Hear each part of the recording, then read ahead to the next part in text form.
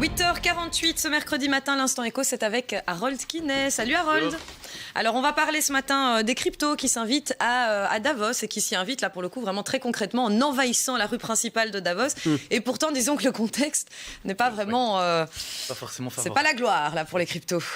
Exactement, mais bon ça voilà, ce sont les aléas du marché qui oui. de temps en temps il faut bien que ça corrige. Sinon si ça fait que monter, c'est pas possible. Peut-être Harold juste d'abord avant de parler crypto, Davos en deux mots pour les gens qui nous suivent. Alors à Davos, donc c'est le World Economic Forum, donc qui est un forum, donc c'est un meeting annuel qui se tient à Davos en Suisse. Alors qu'est-ce que c'est ? C'est une ONG et une organisation de lobbying qui rassemble des leaders, des élites, donc des académiques, des scientifiques, des chefs de gouvernement et aussi bien entendu les multinationales. Alors en toute humilité, quel est l'objectif ?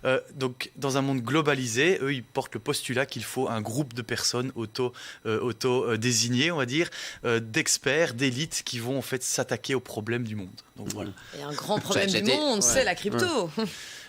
Non, c'est une des premières années où vraiment la crypto s'invite comme ça de façon aussi importante. Donc voilà pourquoi le focus aujourd'hui, justement, ça montre l'importance du secteur au niveau mondial. Et donc on a quand même 3 panels différents autour de ce sujet. Et donc moi j'ai décidé de faire un focus sur le panel par rapport au climat, par rapport à l'énergie. Donc il faut savoir qu'il y a quand même du beau monde durant ces différents panels. On avait par exemple Brett Harrison, qui est le président de FTX, qui est une bourse d'échange. On avait aussi Denell Dixon de la fondation Stellar, donc il y a un écosystème blockchain. Et on a aussi Francis Suarez, qui est le maire de Miami. Alors pourquoi le maire de Miami, vous allez me demander. Tout simplement parce que Miami est un hub blockchain crypto. Et donc le maire se paye son salaire en partie, en tout cas en Bitcoin.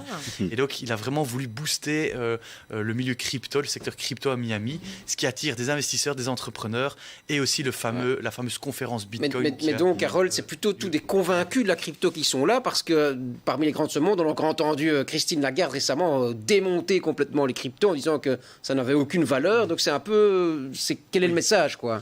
En fait, oui, étonnamment, dans les panels, c'est vrai que c'est surtout des pro-crypto, même si évidemment ils sont objectifs, ils savent qu'il y a des problèmes, notamment sur la consommation énergétique du Bitcoin et d'Ethereum. Mais voilà, donc c'est une discussion qui était constructive.